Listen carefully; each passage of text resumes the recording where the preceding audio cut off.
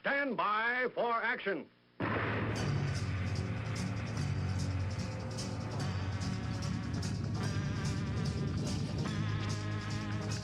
Thanks for joining me. My name is Dave Milner. I am the Unpleasant Blind Guy, and I want to welcome you to part 2 of this episode of the Unpleasant Blind Guy on EDL Radio. Now remember, if you want to contact me with comments, questions, show suggestions, Awesome American suggestions, I'm available at UBG Contact on Twitter, or I can also be found as Dave Milner or Agador, that's Aggedor, on Mumblet, the Tea Party Community, Spreely, Minds, MeWe, or Gab. Now let's begin. There you go, Jeff. So what do you say to that? He was so, what can I say, big respect to that guy. He says it the way it is. I love the way, it did make me laugh the way he said, and hope your harvesting goes well. I thought that was brilliant. Absolutely brilliant. A lot of people don't know that the world is still benign and not sure of what actually goes on. Dave, would you like to share with listeners exactly what goes on with body parts and people being specified to be donated to other people? This is what the harvesting of organs, isn't it? Big butts in China, ladies and gentlemen. Now, you got to know that. That is what's going on. This first began, ladies and gentlemen, the first I heard of it was, it began with people who follow a philosophical discipline, and that's really all it is, called Falun Gong in China. And suddenly, they became body parts donors, and harvested organs have helped a lot of people, but you have to do it the right way. Okay, I myself have a right cornea. That's not mine. It was taken from a lady who voluntarily checked the box on the back of her driver's license and said, yes, I want to be an organ donor. And she suffered massive head trauma in a car accident, and it got the back of her head, and I got her cornea. Now, that's the right way to do it. The wrong way to do it. I hope you don't mind saying this.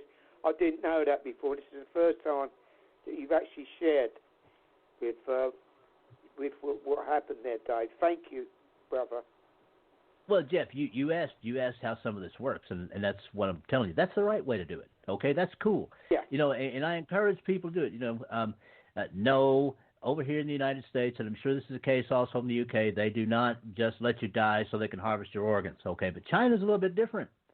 China's a country that's killed 60 million of its own people. China is a country that has concentration camps for Christians, Muslims, just whoever, and other political dissidents that they don't like. Concentration camps, man. This is Nazi Germany stuff up in here. And in a way, what they're doing is even more nasty than the Nazis ever. Do you think comes from, Dave? What we talk about from these where people disappear and never seen again? Do you think that is what we find out now, that this is what's been going on for so many years? Well, okay, Jeff. I don't have any proof of that, but it wouldn't surprise me any, because they're doing a lot of organ harvesting over there. It began with Falun Gong, as I said, and it's continuing. And this is the kind of thing that needs to stop. But I do like the response, though, that the South Park guys, gave, especially the thing about, President Z not, in other words, sarcastically saying, no, man, you don't look like Winnie the Pooh, which evidently, But that's the way to do it. Brothers and sisters in the UK, you'll understand this. That's the way to do it to these monsters of this communist nation, is to tell them, to spin on it, and that's what the South Park people did. And that part I was very proud of. It's good to see. Yeah. They've come under attack by doing an episode where Islam's concerned. We know what happened there with all the death threats. Yes, this, that, and the other. We know what they've been through it, but they still going down a path of controversy, and good on them. Good on them, Dave. Uh-huh. It's what makes the world spin, isn't it? Controversy. Yes, it is. Let's be truthful. Dave, we have got a caller. Yes, I see it. Go on, Dave. Sorry. No. I was just going to say, yes, I see the call. So, again, you're the captain. Do what you need to do. Okay, yeah, let's I think I've got an idea who this caller could be. So here we go. 5135, the last digits. You're live on the English Defence League radio show with myself, Jeff Spider Mitchell, and Mr. Dave Agador Milner. Good evening and welcome. Your point, sir. Good evening, gentlemen. Or madam. It's Mike. Yes, I just recognised the four digits at the end there. Mike, good evening. Good to speak to you again. Yeah, likewise. I just tuned into your program, and I will say this quickly. Yeah, of course, this organ harvesting that I've known about, actually watched a documentary, I don't know, a year or two ago about it. It's absolutely the most horrifying thing. But then, communist regimes, they're bankrupt and devoid of any type of morality. So, they've been doing that, and they are still doing it. I don't think it's ever going to stop, even though they allege that, they discontinued it, but that's not the stories coming out of China. Lies are as potent in a communist regime Dave, as lack of morality. Share your views with Michael, Dave. No, I was just agreeing, Jeff. No, as far as communist regimes go, lies and propaganda are just part and parcel of what they do. So yeah, I'm sure that Mike, you're quite correct. It's always a great honour and privilege to have you join this show. It's always good to hear you, and I hope you're well, and I hope Miska's doing well as well, my dear friend. Yeah, we're doing okay here. Everything's fine. Thanks for the few minutes to speak my mind, and you guys keep doing what you're doing. God bless. Be well, Jeff. And I'm sure I'll speak with you gentlemen again. You certainly Mike, will, thank Mike. you very much. God bless you, man. Great to have you as usual. God bless you, brother. All right. Now, Jeff, we finished up the stuff that we didn't finish up on the 10th. I mean, the 10th was a monster show, and we just didn't get to everything, man. But we finished up with that. And I want to get on now to another issue. Now, we've covered stories on the English Defense League radio show about the police in the United Kingdom, certainly about how too many of them have been suborned to the let's just say to the Islamic cause. There's been some bribe taking. There's been some looking the other way. There's even been some participation in some of the horrific child sex slavery that's been going on, and things of that nature. And a lot of people really don't think that this is a widespread problem. Now, I came across this in Breitbart from the 12th, all right, and this sort of subordination and radicalization. Remember, Jeff, we did a story some time back that a UK police detective, a Muslim UK police detective, exposed the fact that there had been some officers that had been radicalized in the London Metropolitan Police Force. Okay, so does that surprise you, Dave? Well, actually, it did not. Compliant, didn't we, brother? Yeah, exactly, and this actually did not surprise me, man. But this is a problem not just in the UK. Of course, we had the famous case over here a few years ago when that Somali Muslim officer shot that Australian woman, supposedly by accident, here in the United States, and the problem is spreading. And the point to this is one that I'll make once I finish this playing this audio. It has of course spread to France and to Paris.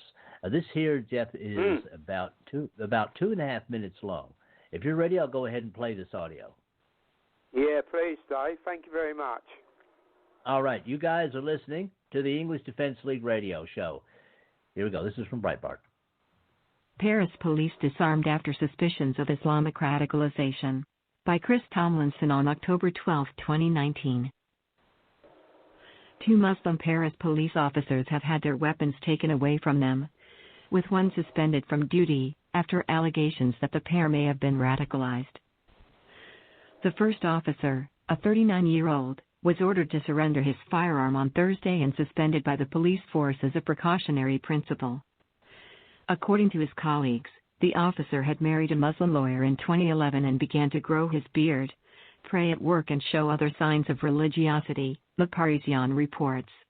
In 2018, an investigation into the officer was done by the General Inspectorate of the National Police and the Directorate of Intelligence and found that while the officer was very religious, he was not radicalized.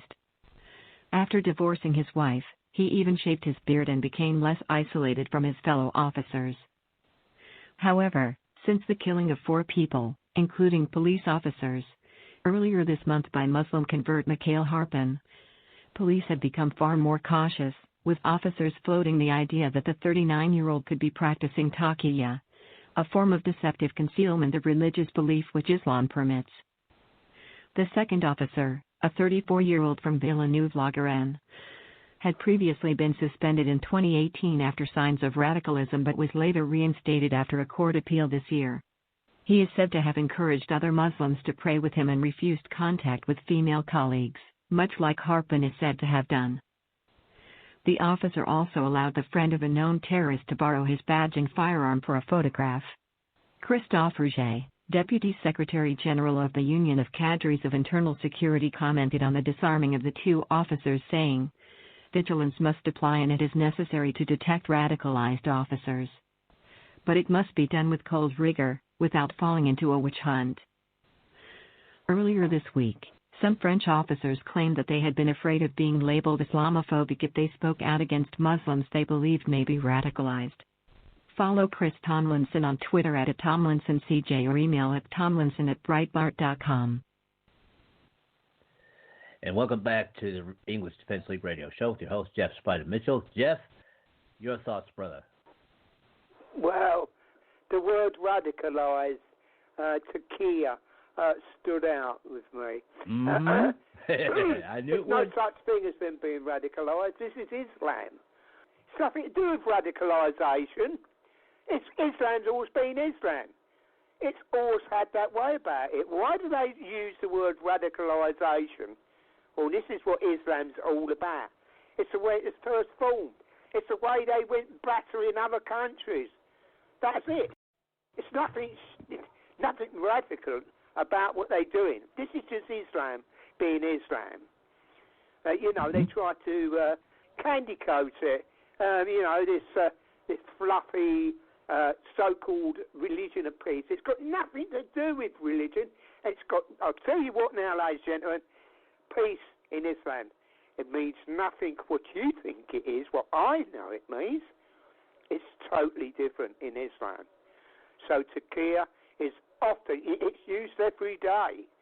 You hear any of them talk, who's any powerful positions, what they're doing is they're lying. They're actually lying. That's what taqiyya, they do it to better Islam. So what, Dave, with Breitbart, you hear the word radicalization. As I say, Islam's Islam. It's got nothing to do with radicalized. That's the way they are. They only got to look at a few of those first. Well, let's just call it what it is. Brainwashed, Dave. Possessed as such, because there has been a hell of a lot of cases when they come out. There's been exorcisms with some of these people.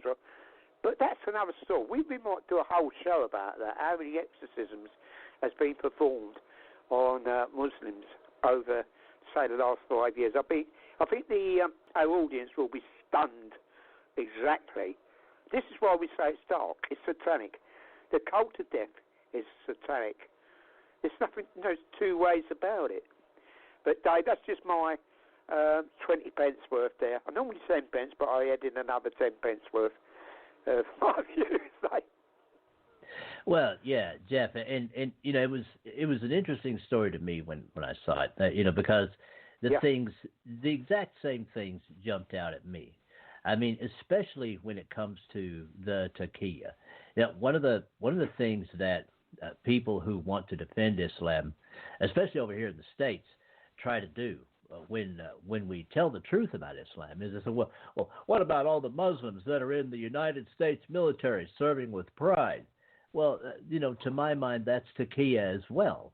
So they can practice that by getting into our social services organizations, even though you wouldn't necessarily call the military or police departments to be a social service organization. What it does is it puts them in positions of power over people over non-Muslims, all right, and they can exercise that power with the force of law behind them. But that doesn't mean that they stop being Mohammedans. That doesn't mean that they stop believing that the kafir, that's you and me people, are not quite people. They're definitely an inferior species. If they can't be... You're right, Dave, they don't. We're lower than animals. They think animals are a higher esteem than we, the infidel. That's what they call us, religion. Infidel and kuffar. It's probably what... if you call someone a dog or something like that, you dog, that is how they feel about us. They look down their noses at you and me, basically. Dave, go ahead, please. Yeah, the idea is if non-Muslims can't be converted, then they will be enslaved. That Muslims will exercise power over them, including the power of life and death. And certainly in the United States, if not so much in the UK, a police officer has that power. They have the power of life and death. They have the power in both of our countries to completely ruin someone else's life if they can manage to get them put in jail or something like that and give them a long prison term. Then that can completely ruin their life. So there is that aspect of it as well. The main point of this is that you should never, if you're in a non-Muslim country, you should never put Mohammedans in charge of non-Muslims, because what results is abuse of the non-Muslim. I mean, there are some examples, like for instance, one example that I saw a few years back was of this American Muslim policeman. I should just say Muslim policeman in the United States, who was coming up on a house to apprehend some suspects, and a dog started barking at him, and he just took out his service weapon and just shot the dog. He didn't tell someone to get the dog under control or anything like that. That's usually standard police policy. The dog was not attacking him; it was just barking, and he just shot the dog. And he just acted as if that was a normal thing to do. It was like throwing away a piece of trash. Okay, that's again what Mohammedans do. What happened to him, Dave? Don't mind me asking. What happened to him? Did they prosecute him over that? Because he shouldn't have fired a gun unless he was being threatened. His life's being threatened. If a dog's barking, that's not threatening his life. I don't understand. What excuse did he make? What excuse? Because we know they don't like dogs. That's it, period. We know that. To my knowledge, absolutely nothing was done about it. He did fire off his weapon, so he did have to file a report, and he probably went before a board for the shoot. Be classed as endangering other people's lives. He goes shooting at dogs. There could be people standing by that dog who could have took a deflection or something or other and been hurt. So there's no need for that. You only draw your gun. Isn't that right, Dave? You only draw your gun if you've been threatened or you're running to stop people using weapons, etc., or doing anything like that. I just think it's wrong. If you used to draw a gun in this country, there is such a big inquiry about exactly what you did, how you did it. It seems wrong, Dave. Shoot a dog, an innocent dog, because barking. How many dogs do you hear barking every day, Dave, when you're out and about, mate? Let's be honest. There was no one by the dog. That's what was so bad about it. There was no one by the dog. And my guess is that he was allowed to get away with it just because of sheer political correctness. And this yet is another reason, guys, that everyone who's living in these non-Muslim countries, this is another reason to make sure that Mohammedans do not get positions of power over non-Muslims. Now, you do that by taking away the constitutional treatment of Islam as a religion. This is something that Kel Fritzy used to talk about all the time, her and me. Okay, you take away that protection and reclassify Islam as a pernicious enemy ideology, and you can sweep away a lot of this political correctness and the constitutional protections that these people get when they commit these abuses. And this is something that we're going to see increasing, by the way, with the more people with the more Muslims that are allowed to become police officers, that are allowed to gain positions of power in all of our countries. You're going to see more of these abuses until things change. Now, Jeff, I'm noticing the time, and you may want to call in, brother. May want to call back in. Yeah, and if you want to do that, I'll do it. I'll do it dead on the time I normally do, Dave. And that just I've got about 3 minutes to go. As soon as that comes about, Dave, then I'll just go for that quick break, and I'll be returned. Okay, bud. Yeah, that's fine. And in the meantime, in order to give you cover for that, you can watch the clock, and I'll go ahead and play the SHR Media promos then. Now, people... Yeah, actually, I'll take that break then. Go on, mate. Yeah. This program is associated with SHR Media, which is in the United States, and they have a lot of great programs on there. Now, you guys who are listening to the Unpleasant Blind Guy on EDL Radio from the Unpleasant Blind Guy page at Spreaker.com, where the show can also be heard in little 30-minute bites. You can also hear that on the Western Free Radio Network, and you can hear it on the SHR Media page at Spreaker.com. Okay? Now, for you guys listening that way, the English Defense League radio show here podcasts live on Thursdays and Sundays at 8:30 p.m. in the United Kingdom and at 3:30 p.m. in the United States. All right? And as for everybody else, please check out these great programs, which you can hear on SHR Media over in the United States. Check this out. This will be about 3.5 minutes. You're listening to the English Defense League radio show. Here we go. Conservative media done right. You're listening to the SHR Media Network. Hey, this is Michael Wright. And I'm Shannon Wright. Join us for The Right Way with Shannon and Mike, Monday through Thursday from 7 to 9 a.m. right here on SHR Media. Why are they joining us? For fun things like sports, politics. Oh, maybe some news and entertainment? And all kinds of other things. Money and recipes and events, all kinds of stuff. Yeah, so join us Monday through Thursday, 7 to 9 a.m. here on SHRmedia.com.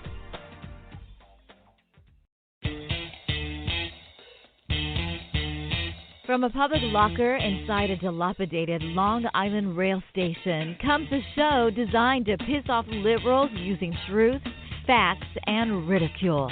The Lid Radio Show, featuring the conservative voice from the People's Republic of New York, the Lid himself, Jeff Dunnett.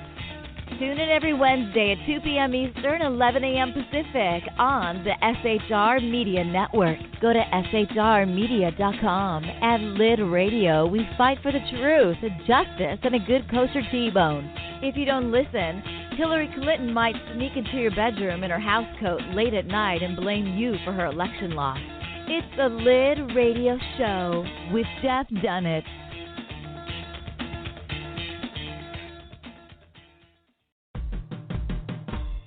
It's your business diva here, Melanie Collette.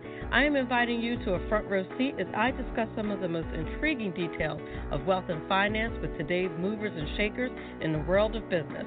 Listen in and discover financial truths on a global, domestic, and household scale. Uncover topics that will impact your wallet today and in the future. Money Talk with Melanie airs Monday through Friday, 5 p.m. East, 2 p.m. West, right here on SHR Media and High Plains Pundit Talk Radio. You can't afford to miss it.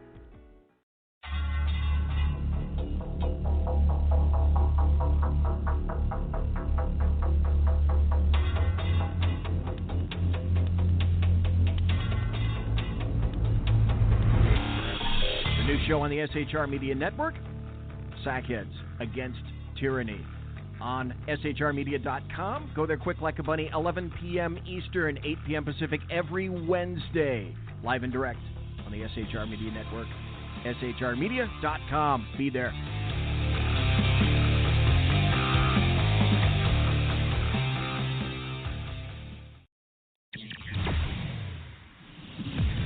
Broadcasting behind enemy lines in occupied California, a mere 2 miles from the state capital, the bloviating Zeppelin's Berserk Bobcat Saloon radio show can be heard every Tuesday and Thursday night at 8 p.m. Pacific and 11 p.m. Eastern, only on the SHR Media Network. Go to shrmedia.com to listen. You can also watch on the SHR Media Facebook page and the SHR Media YouTube channel. No goldfish were abused in the making of this ad. Conservative media done right. You're listening to the SHR Media Network. And welcome back to the English Defense League radio show with your host, Jeff Spider Mitchell. There he is. Hey, Jeff.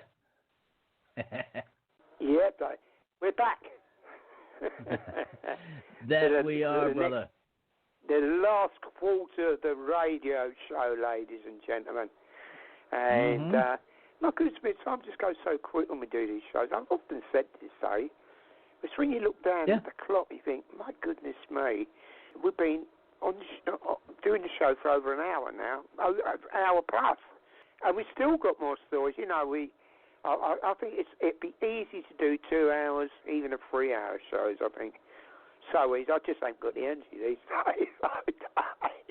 Oh yeah, I hear you, man. I hear you. Well, and plus which we're not like some of the hosts on some of the commercial stations. We don't stop every 2 minutes to have 3 minutes worth of commercials. Okay, that's not our way. What you just heard is pretty much the extent of the ads that we have, except for little things that we might do on the side and things like that. And by the way, I want to remind people. Well, it's promoting our conservative brothers and sisters out there. That's what it is. Let's be honest. Why shouldn't we promote great people doing great works? Yeah, that's it. That's why I look at it, Dave, the same as you, brother. Yeah, and as I say, I just want to remind people, because I didn't do it before, that my show times at the Unpleasant Blind Guy page at Spreaker.com are 1 p.m. Eastern Time in the United States, and that's 6 p.m. in the UK. That's Monday through Friday, and on Saturday, I do one. Jeff, I do one on Saturday at midnight Eastern, and that's 5 a.m. in the UK. And you guys can hear little 30 or so minute versions of this program, these programs that we're doing. And, of course, also on the 19th, you'll be able to hear myself being interviewed by Kaiser Schuff. That'll be a 3-part show starting on the 19th. So that'll basically take the Unpleasant Blind Guy right into November. And then right after that, immediately after that third part, you'll be able to hear, in little 30-minute bites, that show that we did on the 10th of this month, where Jeff was so magnificent. So look out for that stuff, guys. Wow. And we're gonna get back into it now, Jeff. We started this show in the UK talking about Brexit, and we may look at some headlines too, guys, in regard to that later on. Okay, but I want to go ahead now and hit another one that I happened to see. I looked at this story, guys, from the 7th from Breitbart, and I said, you know what, Jeff is going to love covering this story. All right, so Jeff, I was thinking about you once I heard this story, and this is great stuff. This is why we call this thing Hate Hubs, okay? And it comes right back to here, and we're going to play this. Jeff, if you don't mind, it's about 2.5 minutes long. You ready? Yeah, go for it, Dave. All right, guys. You're listening to the English Defense League radio show, and this is Breitbart from the 7th of this month. Here we go. Sadiq Khan's online hate crime hub investigates 1,612 cases, nets 6 convictions. By Jack Montgomery on October 7, 2019. London Mayor Sadiq Khan's controversial online hate crime hub has investigated 1,612 cases over 2 years, but secured only 6 convictions. The £1.7 million unit, which ties up 5 specialist officers including a senior detective policing Facebook comments, tweets, and so on for hate, was hugely controversial when it was announced in 2016, at a time when London's ongoing violent crime crisis was spiraling out of control. Years later, it has been revealed that the so-called Twitter Squad has investigated more than 1,600 cases, but charged only 9 alleged offenders during 12 months of full-scale operations, a third of whom were not successfully convicted. Only one of the 6 people actually found guilty of an offense received a term of imprisonment, although this was suspended, meaning they will not actually be locked up unless they commit further offenses, and even then judges may not activate the sentence. Susan Hall, a Conservative member of the London Assembly who sits on the capital's Police and Crime Committee, tweeted that the revelations proved Sadiq Khan's £1.7 million hate crime hub is an exercise in spin over substance. It has prosecuted just 6 trolls in 2 years, she complained. Instead of wasting millions on a new unsuccessful unit for PR purposes, he could have put more bobbies on the beat. Senior police officers throughout the United Kingdom have not lost their appetite for pursuing people for online speech crimes. However, with Cardiff University having announced a cutting-edge ethical artificial intelligence tool named Hate Lab which is being used by Wales 4 police forces, Greater Manchester Police, Welsh Government and hate crime charities as recently as December 2018. Remarkably, Hate Lab's developers cited Brexit as a major driver for the tool's development, with Professor Matthew Williams suggesting that whether the now 3-year-old vote to leave the European Union leads to a second referendum, a soft Brexit or a no Brexit, there is concern that events will motivate more hate crime. Follow Jack Montgomery on Twitter, @JackMontgomery. Follow Breitbart London on Facebook, Breitbart London. And that is it for this time. Next time, Part 3. I appreciate each and every one of you. Thank you for listening, and may your God go with you. Goodbye. The Unpleasant Blind Guy is copyright 2019. Anno Domini.